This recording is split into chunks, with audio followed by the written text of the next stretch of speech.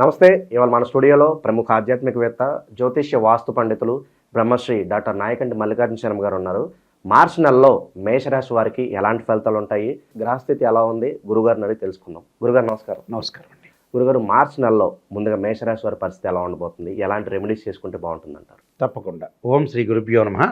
మార్చి నెలలో మేషరాశి వాళ్ళకి ఏ విధంగా ఉంటాయో ఫలితాలు తెలుసుకునే ముందు ముఖ్యంగా ఆయా గ్రహాలు ఏ రాశుల్లో సంచరిస్తున్నాయో తెలుసుకోవాలి. వృషభంలో గురువు, మిథునంలో కుజుడు, కన్యలో కేతువు, కుంభంలో శని, రవి బుధులు మీనంలోను, రాహుశుక్రులు కూడా మీనంలో సంచారం చేయటం జరుగుతుంది. ఇది గ్రహస్థితి. అంటే ఇక్కడ రవి కొన్ని రోజుల పాటు కుంభరాశిలో ప్రథమార్థంలో కుంభరాశిలో ఉండి తర్వాత మళ్ళీ మీనంలోకి సంచారం చేస్తారు. కాబట్టి ఈ గ్రహాల యొక్క స్థితిగతులను మనం చూసుకునేటట్లయితే మేషరాశి వాళ్ళకి గోచారరీత్యా ఏ విధంగా ఉందో ఒకసారి తెలుసుకుందాం. మేషరాశి వాళ్ళకి ముఖ్యంగా ద్వితీయంలో గురువు ప్రతి నెలలో ఉన్నట్టుగానే ద్వితీయంలో గురువు ధనకారకుడు అంటారు, సంతానకారకుడు అంటారు.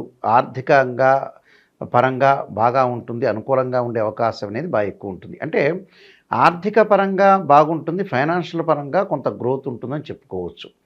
అంటే గురువు ప్రతి నెలలో కూడా ద్వితీయ స్థానంలో ఉండటం వల్ల గురువు మంచి చేస్తాడనే అర్థం ఎప్పుడైనా తెలుసుకోవాలి గోచారీత్యా కూడా.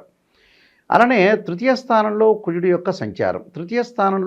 యొక్క సంచారం వల్ల ఏదైనా సరే ఎలిగేషన్స్ ఏవైతే ఉంటాయో, అంటే ఎలిగేషన్స్ ఒకటి, అలాంటివన్నీ కూడా తగ్గటం అవకాశాలు ఉండటం ఒకటి, గొడవలు తగాదాలు ఇలాంటివన్నీ కూడా వాళ్ళకి సమసిపోయే అవకాశం అనేది ఒకటి ఉంది. అంటే ఏదైతే ఒక కోర్టు సమస్యలు అనుకోండి, అలానే ఎవరితోనో మనం డిస్ప్యూట్స్ కానీ, గొడవలు కానీ, తగాదులు కానీ, కోర్టు సమస్యలు కానీ, పోలీస్ స్టేషన్ సంబంధించిన ప్రాబ్లమ్స్ కానీ ఇవన్నీ కూడా తగ్గే అవకాశాలు బాగా ఎక్కువ ఉంటాయి.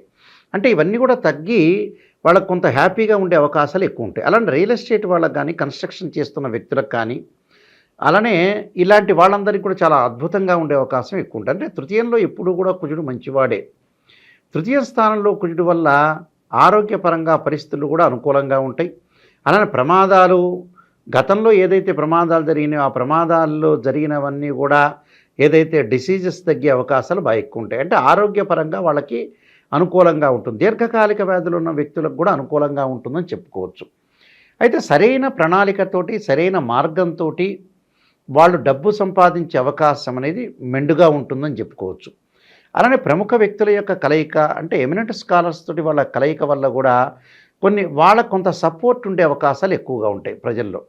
అంటే ఒక సపోర్ట్ ఉండే మనం తీసుకొని ముందుకు జీవితం అనేది నడిపించుకొని ముందుకు వెళ్ళాలనే అర్థం. అందువల్ల ఇక్కడ గురువు బాగున్నాడు, నిజంగా చెప్పాలంటే కుజుడు కూడా బాగున్నాడు. అంటే ఇవన్నీ కూడా జ్యోతిష్శాస్త్రం ప్రకారంగా నిజంగా ఏ గ్రహాలు బాగుంటున్నాయి ఆ గ్రహాల యొక్క ఫలితాలు మాత్రమే చెప్పాలి. ఇక్కడ అసలు రిజల్ట్స్ అదే, ఏ గ్రంథాన్ని మనం తెలియజేసినా ఇలానే ఉంటుంది.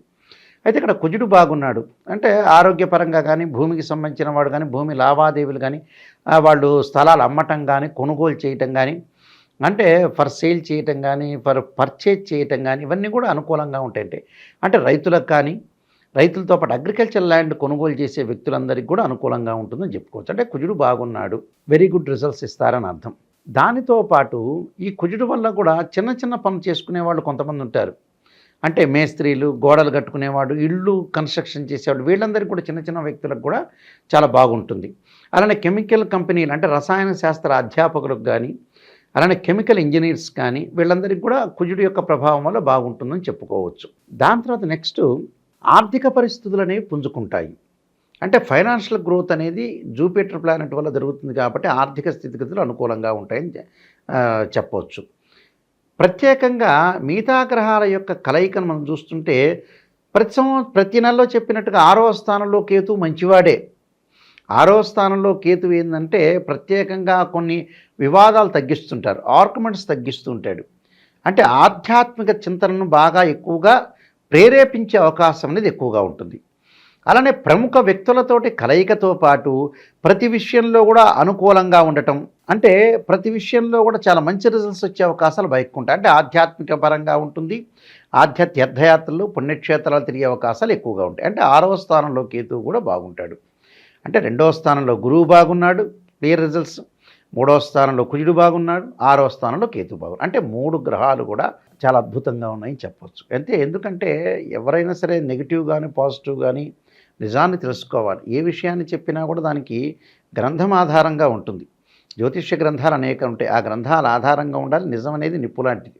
అది క్లారిటీ ఉండాలి. అంటే పర్ఫెక్ట్ క్లారిఫికేషన్ అనేది ఒకటి ఉంటే మన కరెక్ట్ రిజల్ట్స్ అని అర్థం. అది చాలా ఇంపార్టెంట్. ఏదో పొగిడారు కదా అని ముందుకు వెళ్తే కూడా చాలా దోషం కలుగుతుంది. నెగిటివ్ని పాజిటివ్ చేసుకోవటం ఎలా అనేదే, దాన్ని బట్టే జీవితం లైఫ్ అనేది ఉంటుంది. ఎన్ని శాస్త్రాలు చెప్పినా ఏం చెప్పినా నెగిటివ్ని పాజిటివ్ చేసుకోవటం ఎలాగా, అదే అసలు మెయిన్. ఆ ఒక్క సెంటెన్సే మనిషిని నడిపించేది నిజం చెప్పాలంటే. ఇంకా ఏది కాదది. అందువల్ల వీళ్ళకి 3 గ్రహాలు బాగున్నాయి. కొంత పాజిటివ్ రిజల్ట్స్ వచ్చే అవకాశం ఉంది. మరి మిగతా గ్రహాల యొక్క సిచ్యువేషన్ ఏంది? 11వ స్థానంలో శని యొక్క సంచారం. అంటే 11వ స్థానంలో శని యొక్క సంచారం వల్ల కూడా మంచి రిజల్ట్స్ వస్తాయి. అంటే ధనధాన్య సమృద్ధి కలుగుతుంది, ఎకనామిక్ గ్రోత్ ఉంటుంది, అనుకున్న పనులన్నీ కూడా విజయవంతంగా అయ్యే అవకాశాలు ఎక్కువ ఉంటాయి. అంటే ప్రతి పని కూడా 1-2 రోజులు లేట్ అయినా పనులల్లో జరిగే అవకాశాలు బాగా ఎక్కువ ఉంటాయి. అంటే వాళ్ళు చేసే పని ఏదైతే ఒక ప్రణాళికాబద్ధంగా చేస్తారో అలాంటి పనులన్నీ కూడా వాళ్ళకి సక్సెస్ అయ్యే అవకాశాలు ఎక్కువగా ఉంటాయి. అంటే సో శని కూడా బాగున్నాడు. మరి 12వ స్థానంలో వాళ్ళకి 4 గ్రహాలు ఉన్నాయి. 11వ స్థానంలో రవి ప్రథమార్థంలో ఉండటం వల్ల ఉద్యోగపరంగా బాగుంటుంది, వ్యాపారపరంగా బాగుంటుంది. కానీ 12వ స్థానంలోకి వచ్చిన తర్వాత ద్వితీయార్థంలో ఉద్యోగపరంగా కొంత శ్రద్ధ పెట్టాలి. విద్యార్థులకు అనుకూలంగా ఉంటుంది, చదువు పట్ల ఆసక్తి బాగా పెరుగుతుంది అని అర్థం. అలానే ఇక్కడ ద్వితీయార్థంలో 4 గ్రహాలు వీళ్ళకి మీనరాశిలో సంచారం చేస్తున్నాయి. రాహువు, శుక్రుడు, రవి, బుధుడు. మరి 12వ స్థానంలో ఏ గ్రహం మంచిది అంటే నిజం చెప్పాలంటే ఈ 4 గ్రహాలు కూడా మధ్య రకమైన ఫలితాలనే ఇస్తుంది. అంటే వివాహ సంబంధాలు కూడా కొంత లేటు కావటం ఒకటి, అలానే భాగస్వామ్య వ్యాపారంలో కూడా కొంత విరోధ భావాలు రావటం, ఇద్దరి మధ్యలో మనస్పర్ధలు రావటం, అలానే వైఫ్ అండ్ హస్బెండ్ రిలేషన్లో కూడా కొంత మ్యూచువల్ అండర్స్టాండింగ్ అనేది చాలా ఇంపార్టెంట్. ఇలాంటి విషయాల్లో కొంత శ్రద్ధ పెట్టి ముందుకు వెళ్ళాలి. అయితే ఏంటంటే ముఖ్యంగా ఈ 12వ స్థానంలో ఈ గ్రహాలు ఉండటం వల్ల ఏం జరుగుతుందంటే స్థానచలనం జరిగే అవకాశం ఒకటి ఉంటుంది. ఆప్త బంధువులకి రోగములు, అలానే వచ్చేటప్పటికల్లా కొంత ద్వితీయార్థంలో వాళ్ళ కొంత ధనం ఖర్చు అయ్యే అవకాశం ఉంటుంది. అంటే 100 రూపాయలు సంపాదిస్తే ఒక 25 రూపాయలు ఖర్చు అయ్యే అవకాశం ఉంటుంది. అంటే ఈ 4 గ్రహాల వల్ల దాని విషయంలో కొద్దిగా జాగ్రత్తగా ఉండాలి. అగౌరవం అంటే రెస్పెక్ట్ లేకపోవటం, అంటే give respect and take respect, మనం ఇచ్చి పుచ్చుకోవటం అనేది చాలా ఇంపార్టెంట్. అలాంటి ఇచ్చి పుచ్చుకోవటంలో వీళ్ళు ఎదుటివాడి గౌరవం ఇచ్చినా వాళ్ళు ఆ గౌరవాన్ని ఏదైనా మిస్బిహేవియర్ చేసే అవకాశాలు ఎక్కువ ఉంటాయి. కాబట్టి వీళ్ళు అగౌరవపడకుండా చాలా జాగ్రత్తగా ఉండాలి. అయితే వీళ్ళకి ప్రత్యేకంగా ఏంటంటే 1వ వారంలో మంచి జరుగుతుంది. అంటే మనకి ఏదైతే 1వ తారీఖు నుంచి 7వ తారీఖు వరకు కూడా కొంత ఇష్టకార్య సిద్ధి జరిగే అవకాశాలు ఎక్కువ ఉంటాయి. ఇష్టకార్య సిద్ధి ఒకటి, నూతన వస్త్ర ప్రాప్తి జరిగే అవకాశాలు ఎక్కువ ఉంటాయి, ధనలాభం, ఆరోగ్యం బాగా కలిగే అవకాశాలు ఎక్కువ ఉంటాయి.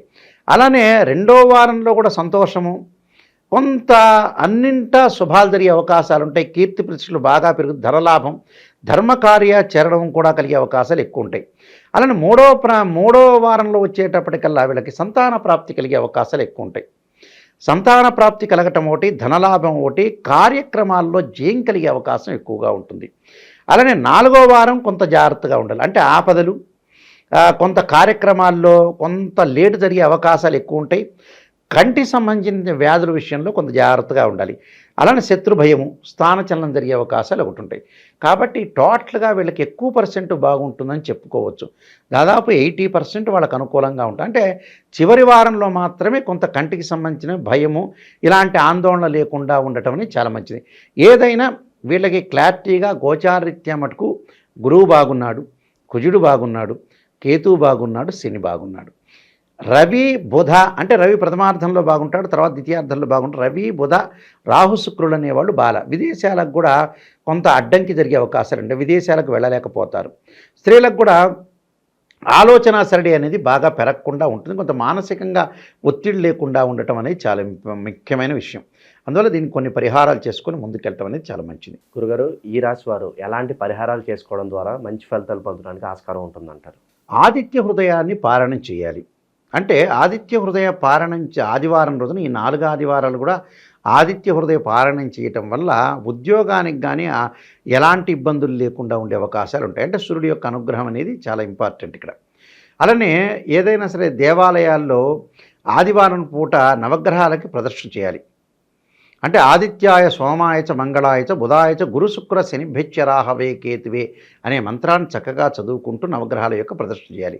ప్రతి పనిలో కూడా కొంత జాగ్రత్తగా వ్యవహరించాలి, ఆలోచన చేయాలి, ప్రణాళికాబద్ధంగా వెళ్ళాలి.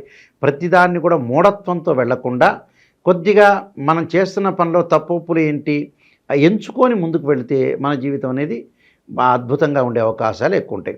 పెళ్లిగారి అమ్మాయిలు కానీ అబ్బాయిలు కానీ చేయాల్సిన రెమెడీ ఏమిటనంటే వీళ్ళు బొబ్బర్లు దానం చేయాలి. అంటే శుక్రవారం రోజున సూర్యోదయానికంటే ముందు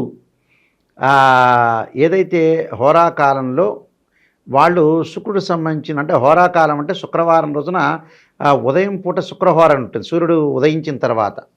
అప్పుడు ఆ టైంలో బొబ్బలు దానం, లేకపోతే ప్రదోషకాల సమయం ఉంటుంది సాయంత్రం వేళ, ఆ సమయంలో బొబ్బలు దానం చేయటం వల్ల వీళ్ళకి మంచి జరిగే అవకాశం ఖచ్చితంగా.